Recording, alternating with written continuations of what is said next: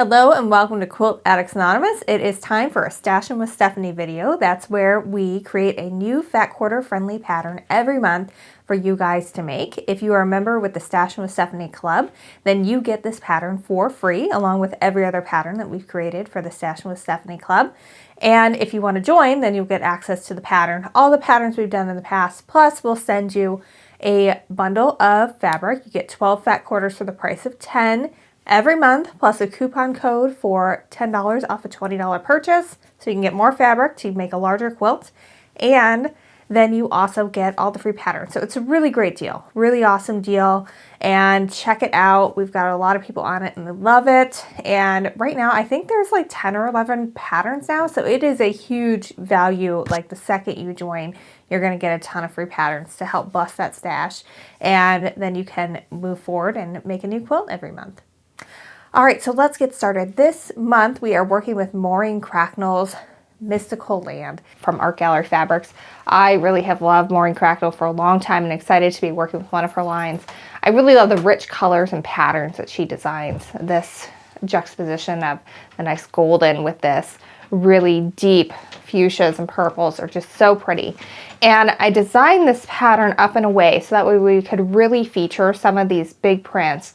And this one, it's just not as huge of a design, but it will help give the eye a place to rest when it's placed next to one like this, where there's really a lot going on. And one of the reasons why I really like this design is unicorns are like all the rage right now. Isn't this one so pretty? But let's be honest, if you are, in your 30s or above, you probably don't want to be decorating with unicorns. And she did manage to sneak one in here, but it just looks like it's a magical creature that belongs in the forest. Those moons are so pretty. I love that. So here we go. We can see the unicorn, but there's also some deer and bear and some birds and other animals. So it doesn't look like, you've made a unicorn quilt as an adult. It looks like you have just a tiny little unicorn on. All right, so here are some of the more calmer designs, the more cool ones in there. And really these hummingbirds and the fabrics are just beautiful. So the first thing I want to do is line my ruler up from point to point on the wrong side of the fabric, and then using a pencil, or I like to use a friction gel pen, just go from corner to corner. And I usually like to work my way from the center out, because then I feel like since you're working on the bias, it stretches less. So we're going to do the 2 at a time half square triangles. It's my preferred way to do half square triangles because you get 2 for the price of 1. And I find they turn out a lot more accurately because we're going to be sewing this while it's still attached, so that bias is more stable, as opposed to cutting it apart first and then sewing them. And then sometimes you can get it stretched out and things don't fit together the way they're supposed to be. So once you've got the lines drawn on all of your background pieces on the wrong side, we're going to pair those up and start sewing. So I'm going to show you how to chain piece in today's video because you're going to have a lot of half square triangles to do. And so you want to do that as efficiently as possible. So what I'm just going to do here is I'm going to lay this right sides together with my focal print. And yes, there are some unicorns on this. Unicorns are all the rage, but if you are not a super huge unicorn fan, they're just like a small part of this fabric. So you can still love it and enjoy it even though there's a unicorn on it. And it just makes it a little more whimsical. It's not like in your face unicorn like some of the other ones that are out there. It's definitely like an adult unicorn. I feel like you can definitely have this, in your 30s and beyond, as opposed to it needing to go to a 5-year-old. All right, so I've got those together, and what I'm going to do next is I'm going to stitch a scant 1/4 inch seam down both sides of this drawn line, which is going to give us the accuracy we need so we can cut that apart later and have our half square triangles. So I currently have my sewing machine set up to sew a 1/4 inch stitch. I like to sew a scant 1/4 inch stitch when I'm doing this because it just helps me get a little bit tinier stitch. That way I've got more wiggle room when it comes to trimming up our half square triangles later so that everything is the size it's supposed to be. So if your sewing machine can do this, all I do is I hit one button and my sewing needle moves one position to the right, and then I just get that little bit tinier piece. It is optional. You can do it with a regular 1/4 inch stitch, but I recommend doing this if it is a possibility for your machine. So now I'm lining up the edge of my presser foot with this line that we drew right down the center, and I'm just going to use that as my guide. I'm going to sew along that as though it were the edge of my fabric. And I normally don't pin these as long as they're small like this. What I do is I just hold the tips together and just go ahead and sew down to the edge. And I keep my finger just to the right of that. That way I can maintain that 1/4 inch stitch all the way through. All right, so now what I'm gonna do is I'm gonna grab my other piece, make sure my points are all nice and lined up there. And then I'm just gonna lift up my presser foot and feed that point in. And then my feed dogs are gonna take that and get going. And this way I can chain piece and do a bunch of them at a time.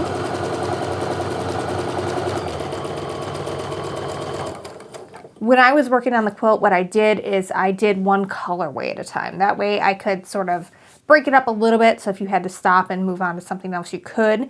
But that way I was doing a bunch at a time and I felt like I was making good progress. So once you've gotten to the end of your chain piecing, what you're going to do is you're going to lift that presser foot up, flip everything around, and now this time we're going to sew down the other side of that drawn line. So this, I'm still lining the edge of the presser foot up with the line, just I'm sewing down the other side this time.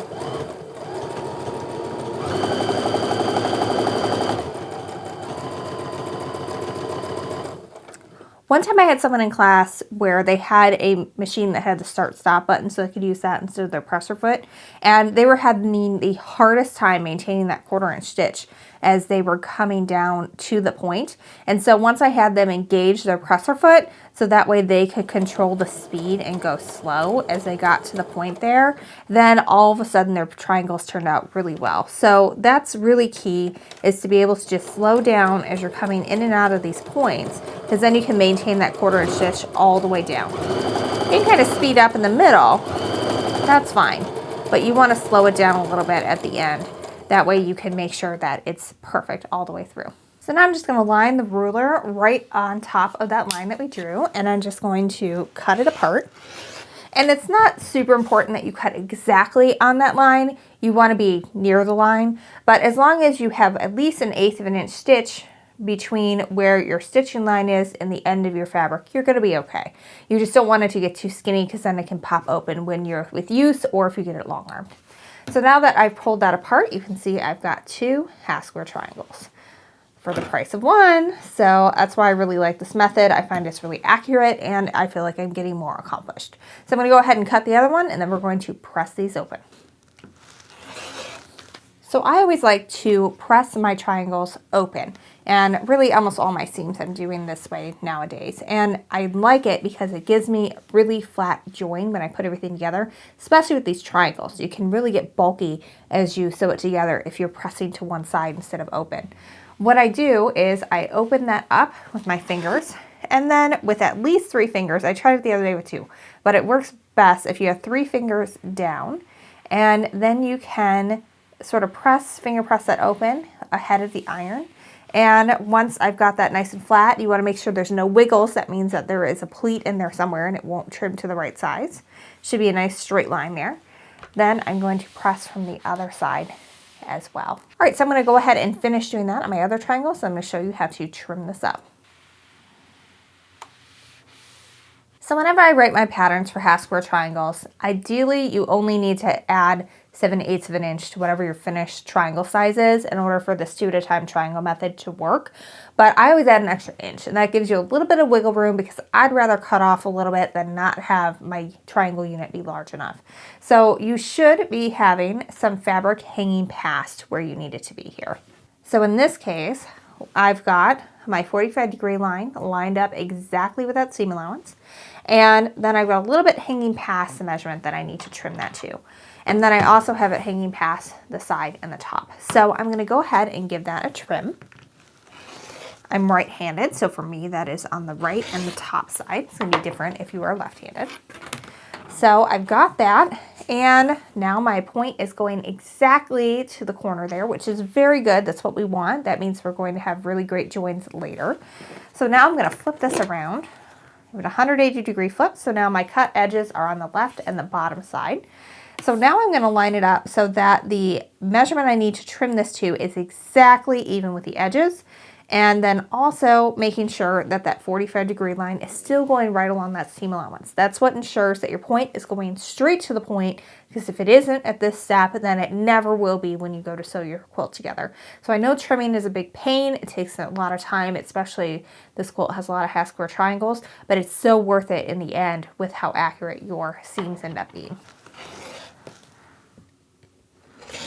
So you can see we really didn't trim off very much here, but it really does make a big difference when you compare it to one that has not been trimmed. This one is a little bit smaller and it doesn't have all these dog ears that are going to just cause extra bulk that you don't need inside of your quilt. And so that way it'll lay really flat. You can have great joins and it'll just be fabulous when you go to quilt it. So here's where we're really working with a very large scale print, so that way we can see a whole lot of what's going on here. It's really going to show off the fabric very nicely. There's a lot of large scale designs in here, so it's going to be lovely. The one thing you want to pay attention to when you are doing this is this point here is actually going to be the top of the block. This quilt is put together on points, so we're going to walk you through how to do that a little bit later in the tutorial. It's not hard, I promise. But when you're designing these and deciding where you want it to be, you want to do it with the fact that this part is going to be sort of the top part. So if it's directional, I recommend that you put it so that it's either facing to the left or the bottom of the block. In this case, I think I'm going to do the left, and it'll look like they're kind of flying on the corner. This one is very directional, so it is going to look a little tilted, but that's okay. And some of the others not so much, so it'll work really well. So I'm going to start first by joining my half square triangles. And in this case, we don't really have any that have points to match, so it's going to be really easy. We can just sort of flip these guys right sides together and sew them with our 1/4 inch seam. All right, so I'm going to make sure to move my needle back to the regular 1/4 inch stitch because we don't want to use that scant anymore because we're actually putting our block together at this point. I'm going to start with these two that I put right sides together. I like to kind of pinch it on the side that needs to be sewn so that way I remember from the point where I picked it up to when I had time to sew, because I don't know if you've ever swapped the edges around in that time frame, but I certainly have. So then I just kind of line up my edges here. I don't really pin, but if you feel like that would make you feel better, then by all means, please do it. This is not a huge piece that we're sewing together, so I usually just skip that part. I always like to lay everything back out in between to make sure I'm sewing it correctly and in the right direction. So in this case, this is going to go above here. That's good. I'm going to wait to press until I get all my entire rows together. So for this one, I'm going to flip it down. And again, I'm pinching on the top part because that's the part that needs to get sewn together. It's different from that horizontal row.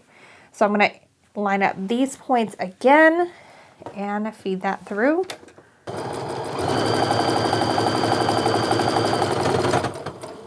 Just like before, I'm going to lay everything back out to make sure that everything is still looking the way it's supposed to in the pattern, and then I can go ahead and join that last bit.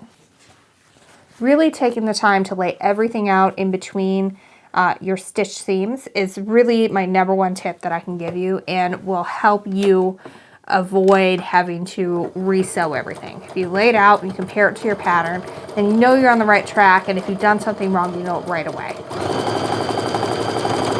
All right, so I've got everything laid out. I haven't pressed anything yet, but I'm just doing this again to make sure that everything's looking the way it should, and it does. So I'm going to press these seams, and then we're going to finish up our block. I press these seams open as well, but I do it just a little bit differently than before. Where before I kind of just slid the iron across. For this one, I start and then I lift. And that's because we have a lot of other seams in this that I don't want to press going in an opposite direction than they are right now. So I want to make sure I'm lifting that iron constantly and setting it down. And that will help keep it from flipping some of those in directions we don't want them to go.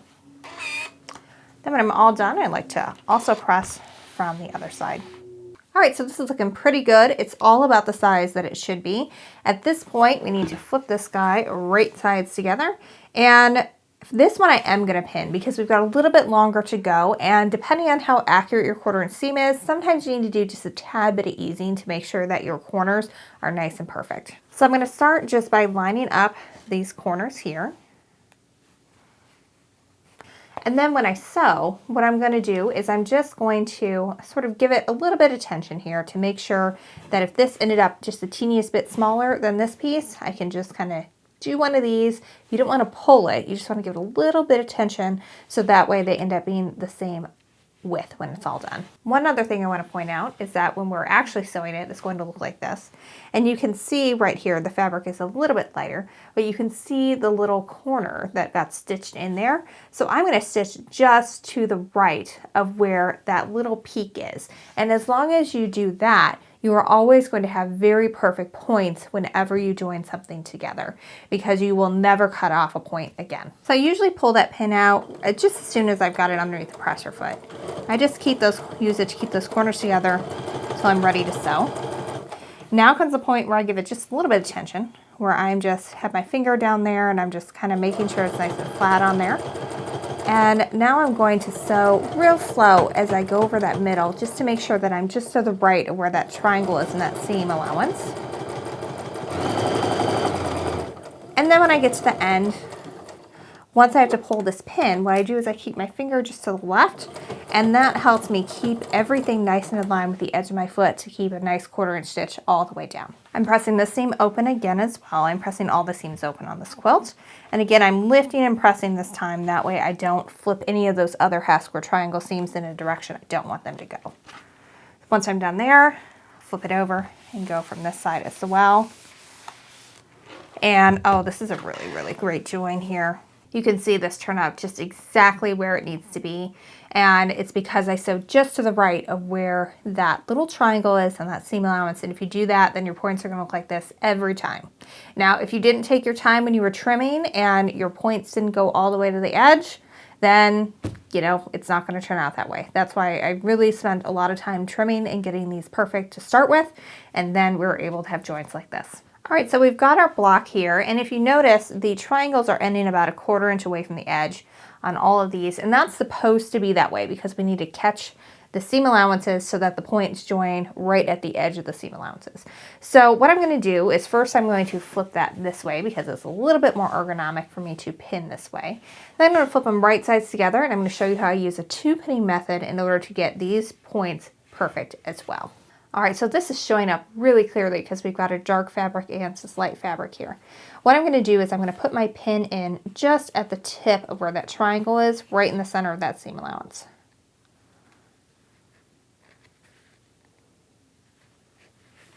Then I'm going to find the tip on this side and also put it through the center of that seam allowance just above the tip. Now sometimes, depending on how good you were when you trimmed everything, your edges might not be perfectly even here, and if that's okay. What you want to do is get those points right on top of each other because that is what matters in the end. If your seam allowance is a little bit off, as long as it's at least 1/8 of an inch stitch, you're going to be okay in the end. But if your points are off, everybody's going to know that. No one's going to know if your seams are a little, you know, skinnier or fatter. All right, so now pinning this, or keeping my thumb and forefinger so that this pin is going straight up and down. What I'm going to do is I'm going to pin just straight across with that second one. And I'm pinning right across where that point is in the right side of the seam allowance. Because when we sew this, we're going to sew this way. So I'm going to stop with my needle down in this half of the seam allowance and then go ahead and keep on going. So I can go ahead and remove this pin here because I've now made sure that we have pinned so that those points are right on top of each other. And the reason, by the way, I don't pin with this one is if I rock it this way, that's going to move the top fabric forward and the bottom fabric back, and then it still won't line up right. So that's why I use the 2-pinning method. Works great for me, and I usually get really great points the first time with this. All right, so just like before, I am going to go ahead and pin this back seam. The first one I'm not going to because I can just line that up as I'm putting it underneath my presser foot, but I do want to pin this so that way if this seam allowance is maybe a little bit off, then I can give it that tension and make sure that everything is nice and even when it's sewn together. All right, so I got my points aligned in there.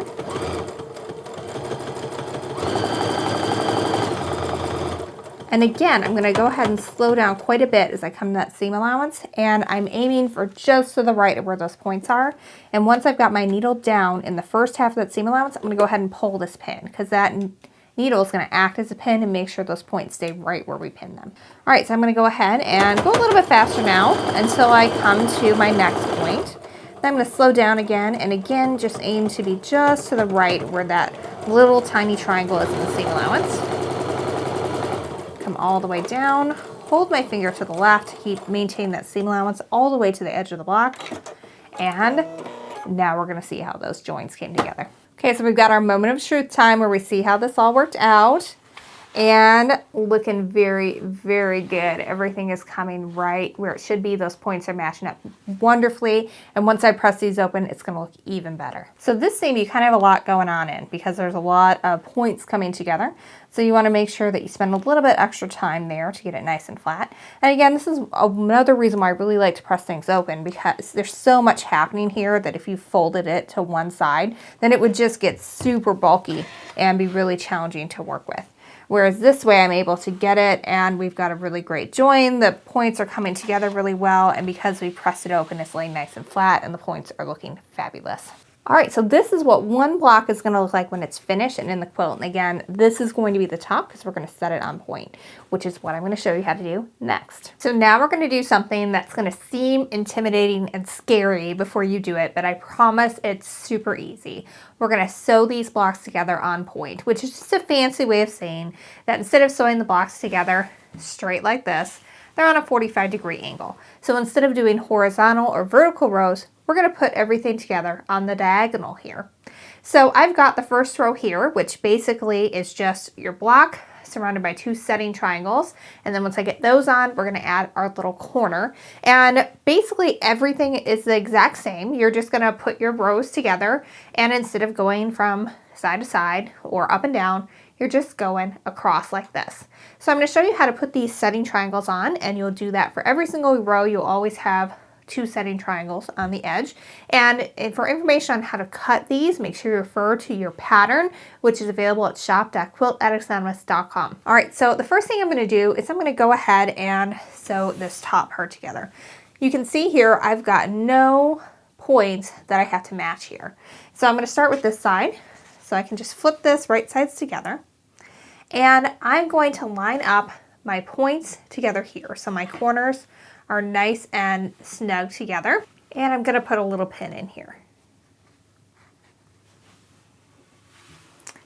Now on this end, you should have a little bit hanging off the end here. That's so when we press it, you've got some seam allowance that's going to end up in your binding. And that way your points can go right up to the edge of the quilt instead of getting cut off by your binding. Put a little pin in there as well. Now I'm not going to pin the rest of this. You certainly could. If you want to, you could put a couple of pins maybe in dead center, or maybe one where the seam is and then about equal way through.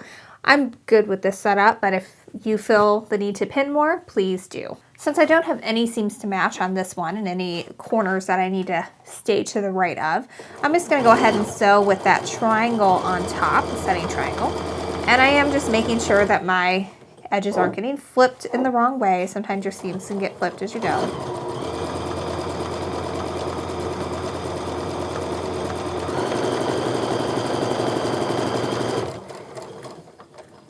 When you get down to the very end, what I like to do is put my finger to the left. That way I can maintain that 1/4 inch stitch all the way down, and you're just going to sew right off to the edge of that triangle. Now before I press this, I'm going to go ahead and sew my other setting triangle on. And if you're having trouble figuring it out, you always want the short side to be going on there, because you're just going to have a little bit pointing off at the top. Whereas if we put the long side of it, obviously this doesn't fit. So you want to go this way instead. So I'm going to flip these right sides together, but I'm immediately going to flip it over because I want to make sure that I'm sewing with these points on top. That way I can sew just to the right of where those points come together on the seam side, so I don't lose any of them when I sew this together. So I've got that right sides together. I've got my corners lined up. I'm going to flip it over for pinning. Just like before, I'm going to go ahead and pin with those corners together.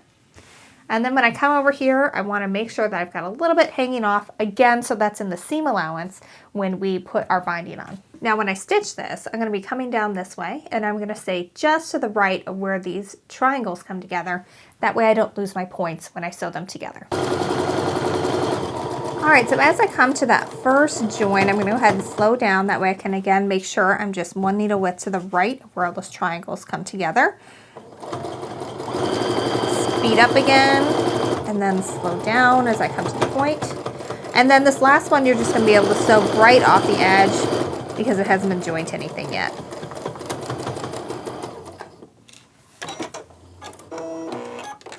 All right, that's looking pretty good. All right, so that was not so bad. We got our first row sewed together. It looks pretty good, and it's on point, and it wasn't scary at all. It was just fine, no problems at all. All right, so I'm gonna go ahead and press these seams open. Then we're gonna add our corner piece on, and then the top right corner of our quilt is done. And then I'm gonna show you how you join the rows, and then you have all the skills you need to make this quilt. Oh yeah, check that out. No points lost at all, looks great. Now we're gonna add that corner. All right, so we've got our corner piece up here, and I'm just gonna go ahead and flip that right sides together. And you'll notice here that these aren't coming out at the exact same spot. Like one is coming up higher than the other. So what you wanna line it up with is the edge of your fabric block. And one thing you can do to make sure you get this arranged nice and center is just fold it over and line up your edges here. And then you can use your iron or a seam roller or just a finger pressing down that center. It's nice, something to give you a nice crease down the center of this block. So that way we have something to line this point up with. Now it's probably kind of hard to tell on camera, but I can see in person that my center is right here. So when I line up my edges, and just scooch it from left to right until I'm happy with that placement, and I am. So for this one, I'm gonna do a couple more pins just because I don't want that to shift at all on me. So first I'm gonna pin right in the center like that. Then I'm just going to pin in the corner here. Again, lining that up with the edge of my block, not the edge of the triangle because that is coming out a little bit further than the edge of the block. Then we're going to do the same thing over here. Now we're ready to sew. And again, if you look on this side, there's no points that I have to worry about catching. If there were, you would just sew from this side. But for this case, I'm just going to go ahead and sew with the pin side up. Now, if you've done this right, your 1/4 inch seam should start where there's a little V, and your needle is going to go right into that when you get started.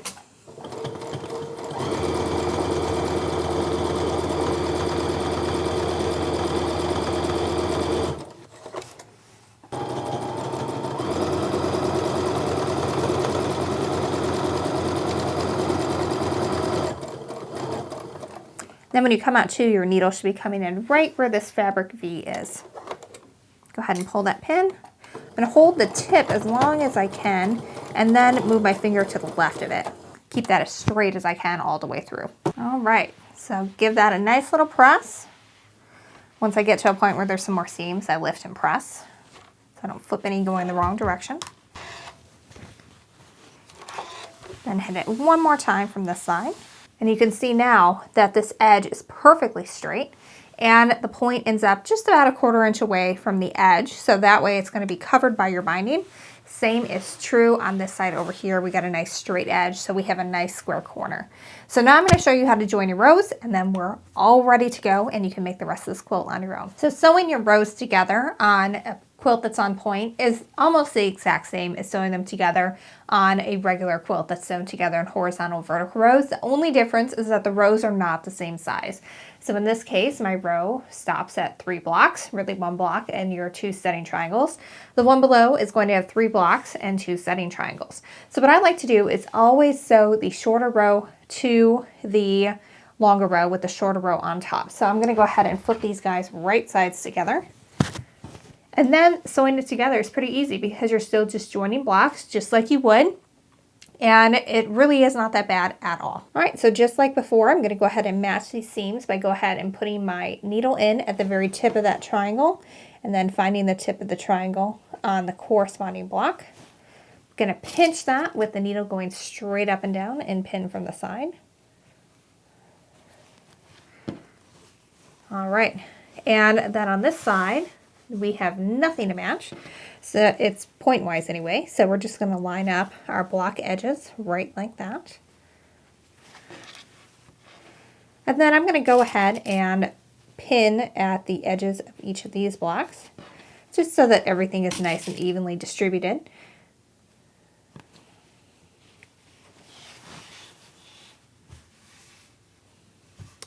Now when we come to here, you're going to again have this corner going off the edge a little bit. And sometimes this point doesn't go all the way. Like sometimes it'll go beyond your block, and that's okay if it does that. So in this case, I'm just going to line it up with the edge of my block, put a little pin in.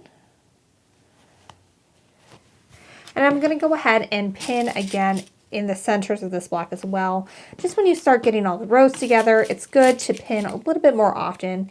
That way you just have a nice even distribution of the fabric, and then you don't get any bunched up fabric as you're going. I'm going to repeat that on the other side, and then we're going to sew. So this is what it looks like when it's all pinned together. You can see we've got that nice corner hanging down, and it is just a little bit shorter than the row underneath it. And that's what all of yours are going to look like as you go through it. There's just going to be a little bit of offset where none of the two rows are going to be the exact same size. All right, so I'm just go ahead and sew that 1/4 inch seam all the way down.